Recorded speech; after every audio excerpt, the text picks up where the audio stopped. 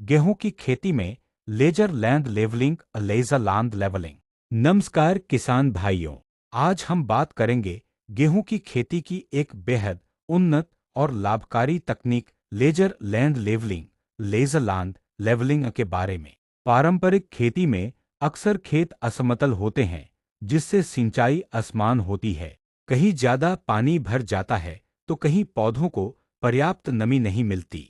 इस समस्या को दूर करने के लिए लेजर तकनीक का उपयोग किया जाता है, जिससे खेत पूरी तरह समतल लेवल्ड फील्ड बन जाता है और गेहूं की फसल को समान रूप से नमी और पोषण मिलता है।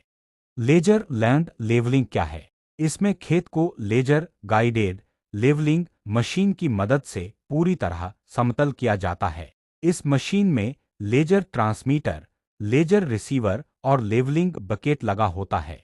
लेजर बीम की मदद से खेत की ऊंचाई नीचाई का पता चलता है और मशीन मिट्टी को काटकर या भरकर खेत को बराबर कर देती है।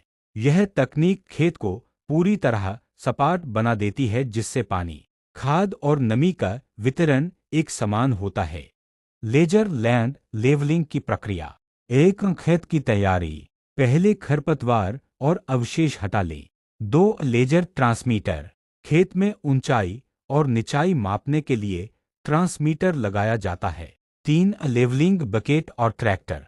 ट्रैक्टर पर लगी मशीन मिट्टी को काटकर या भरकर खेत को समान करती है। 4 अंतिम जांच। मशीन द्वारा पूरा खेत स्कैन होता है और जमीन पूरी तरह सपाट बना दी जाती है। लेजर लैंड लेवलिंग के फायदे। पानी की बचत। 20 से 30% तक सिंचाई का पानी बचता है। खाद और उर्वरक की बचत। खाद समान रूप से लगती है और पौधों को सही पोषण मिलता है। फसल की समान वृद्धि। असमान खेत की वजह से जो पौधे कमजोर रह जाते थे, वह समस्या खत्म हो जाती है। उत्पादन में वृद्धि। गेहूं की फसल 10 से 15% तक अधिक उत्पादन देती है। समय की बचत। सिंचाई जल्दी और समान रूप से होती है। मिट्टी का क्षरण रुकता है। असमतल खेत में पानी बहने से जो मिट्टी कटती थी, वह अब नहीं कटती। सावधानियां। मशीन का उपयोग करने के लिए प्रशिक्षित ऑपरेटर होना चाहिए। खेत की नमी बहुत ज्यादा या बहुत कम नहीं होनी चाहिए। एक बार खेत समतल करने के बाद 3 से 4 साल तक दोबारा लेवलिंग की जरूरत नहीं पड़ती।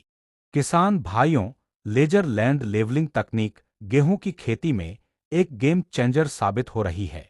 इस तकनीक से पानी, समय और खाद तीनों की बचत होती है और साथ ही उपज भी बढ़ती है। यह तकनीक सिर्फ गेहूं ही नहीं बल्कि धान, गन्ना और अन्य फसलों के लिए भी बेहद लाभकारी है।